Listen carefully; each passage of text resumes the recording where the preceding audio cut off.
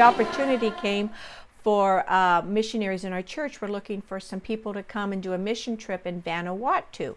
Most people don't know where Vanuatu is. Yes, I know, but Survivor made Vanuatu very popular. Beautiful, beautiful place. But I remember we went there and we prayer walked the island. We were supportive of the ministry they were doing, and it just changed my life. I thought, this is incredible. I came home with a new energy and a new thinking about maybe there's more to life than just going to work 5 days a week, coming home, looking forward to weekend, coming home, and and it changed my life. I read a couple books, missionary books, that actually impacted me, and Vanuatu changed my life. I was born in 1951 to my mother, Eleanor and Paul Schaefer. I was the last of 3 children. My mother wanted to stop with the 2 boys, and my dad really wanted a girl, and there I came along. I was a daddy's girl. I can remember dancing when I was little on his feet. We would dance around the house, and I would stand on his feet, and I was his little princess. My dad had a machine shop. He was a machinist, and actually my mom worked in his machine shop with him. It was a little mom and pop machine shop in Paramount, and they worked well together. And after they got married, my mom felt like there was a need, that she needed something, and she went to this little tiny storefront church on North Long Beach Boulevard, and that's where they planted themselves and were very active, and that's where they stayed. I adored my mother and dad. I mean, I really did. I mean, they were good people, and it's because of my mother that I believe the work that we're doing now is all because of what I know she started many years ago. With her deep-rooted faith and involvement with the church, Sherri Roberts was destined to follow in her parents' footsteps. In 1966, my mother was watching the Rose Parade, and there was some horses that came by, and they had silver saddles, silver ornaments on their horses, and the announcer said, $50,000 worth of silver, and this was in 1966. And my mother said she threw up her hands and she went, "Oh my goodness, how many churches could we build for $50,000?" And she said at that moment she felt God spoke to her, and he told my mother that she was going to be instrumental in building churches all throughout the world. And a new mission was manifested. Sherri's mother decided right there and then to create as many churches as possible.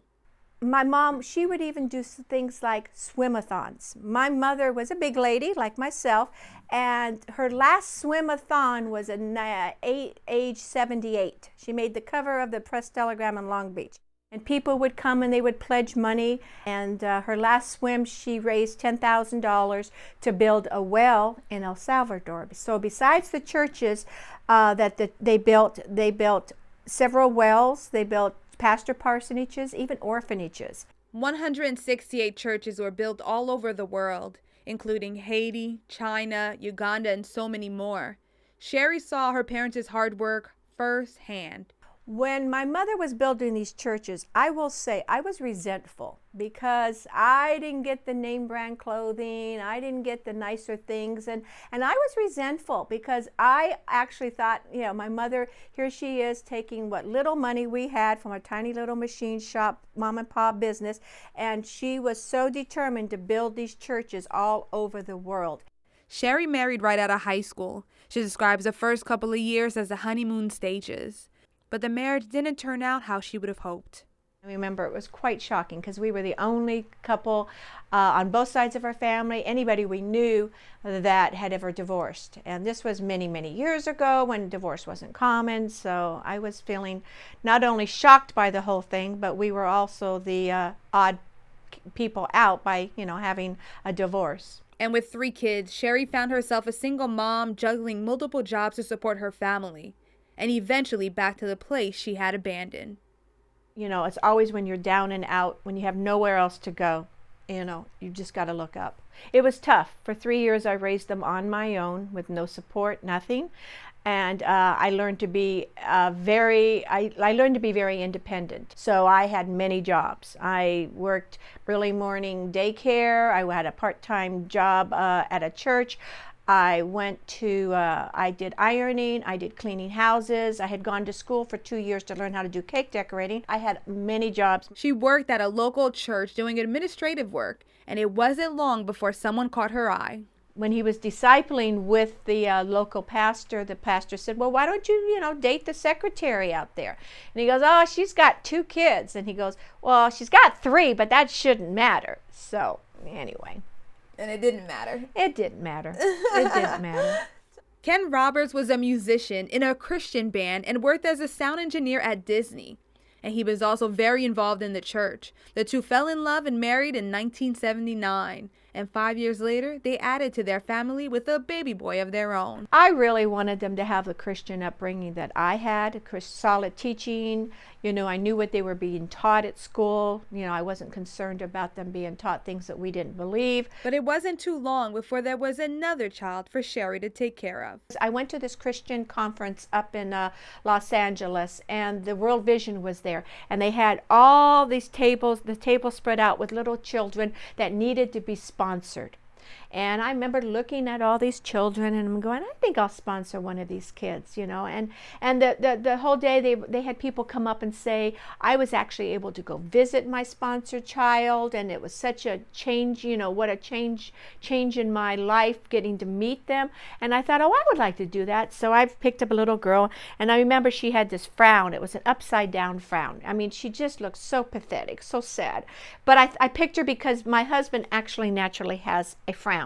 When he's not smiling, his face goes down. Everybody always thinks he's mad or upset, but that's just the way his mouth goes. So I thought, I'm going to pick her because she does look like my husband.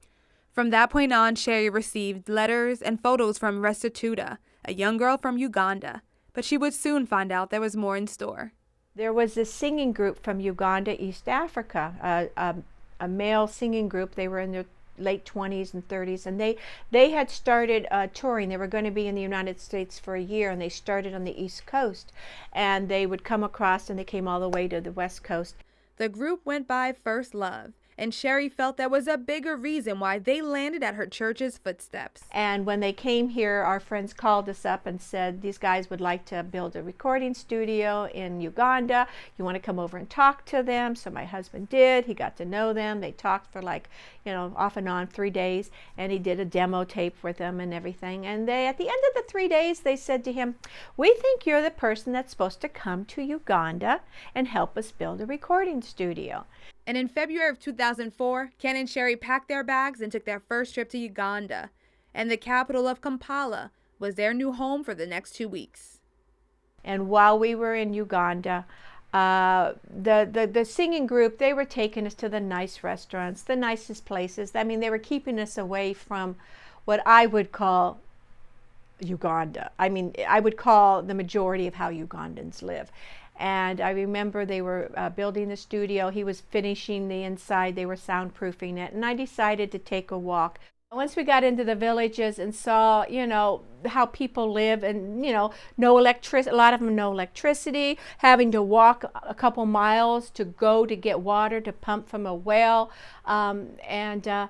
It brings the Bible. Actually, to me, being in the outskirts of a city, I feel like I'm living in the Bible times. You hear about people the Bible talks about washing the dust off your feet. Well, there's dust everywhere on these red dirt roads, and so before they go in, they make sure their feet are clean, and the goats and the animals and the sheep, and going to the well and getting your water. And it's just, you could turn back the clock 2,000 years ago and you wouldn't even know it was 2017 when you're in a village. And it was also during her travel that she met the young girl she sponsored. And then they brought out Restituta, and all these children, their eyes were like this, just, who's this white lady coming to see Restituta? And Restituta was a very shy, withdrawn little girl. And I remember, hugging her, and then I would sing a few songs with the kids. And so then we went to her home, and they had prepared us a traditional Ugandan dinner, and it was just amazing. I mean, I was immersed in this African culture, and I decided to take a walk. Over there, all houses have compounds. You're always there's always a gate around your house. And I remember saying, I'm going to go out and I'm just going to go see who's out on the streets in the neighborhood and what I could find. And so I remember I had a few little rubber balls and some candy, and so I walked out, and of course all the Ugandan children, they see you and they run up to you and they want to touch your skin or touch your hair, and just to see somebody that's different than them. And I remember I met two girls, and these two girls actually changed my life forever. They told me of a story about when they were 9 and 11. At this time now they're 12 and 14 when I'm talking to them. But at ages 9 and 11, they had been kidnapped in the middle of the night, watched their father be hacked to death in front of them, and their mother being attacked and probably more than likely raped. They never used those words. And the entire village burned to the ground. And they were taken into captivity at ages 9 and 11. And I remember hearing this story, and I'm like, I've never heard of anything like this.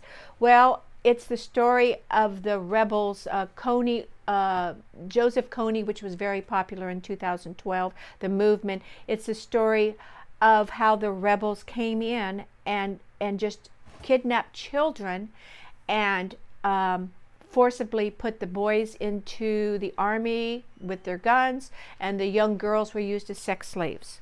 And they talked about how they told me their story of what happened to them. And I remember I was just I'm in awe. I've never heard anything like this. I didn't know these kind of things happened in the other places of the world. Sherri left Uganda with a heavy heart, but an intense passion to help those she had met. When we come back, find out how Sherri took an entire village under her wing. Sherri Roberts believes everything happens for a reason. She was touched by the stories, the culture, and by the people of Uganda. And now it was her turn to leave a mark on them. I started thinking, there's no reason why children should be abused in such a horribly way. And I thought, I'm going to put these two girls and pay their education. I'm going to put them in a school, and that will be it. Nobody there knows about homeschooling, but I thought I'll hire a teacher and I'll just find a place and we'll just buy materials and we'll just educate them that way.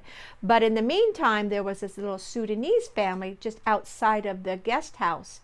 And this little Sudanese family had some children that were not going to school because public education at that time was not free. And so they had these children, and I thought, well, I can take those 3 children, even though they were like 7, 12, and 16, different ages. Everybody was different ages, but I will take them and I'll educate 5 children. I'll do my good deed and I'll educate 5 children. And I remember going up to the local pastor and asking him, can I have a corner of your room? If I can pay rent if you want me to. And he said, no, that's okay.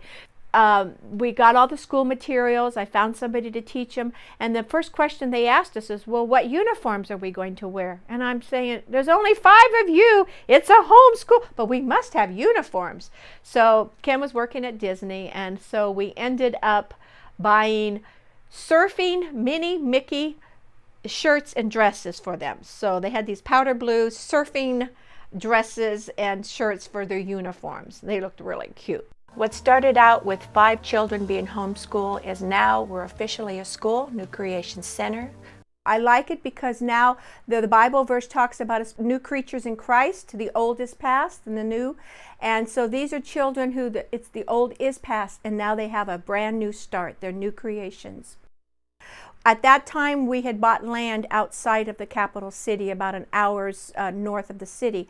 When we built the land, we decided we would slowly close down the school in the city and eventually build a school for the village children. And so what we did was we stopped bringing new children in, but we kept the grades going, and then slowly but surely it got to where there was only 4 grades and 3 grades and 2, then it was the last grade. So we did it that way. And in February of 2017, that school was shut down a year ago, and then we opened the brand new school.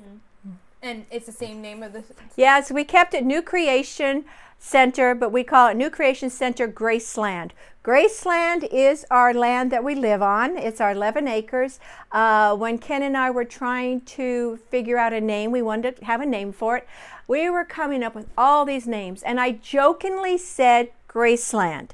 Being a musician, he took to it, but I look at it as God's grace on us. He poured his grace on us, so it's our Graceland.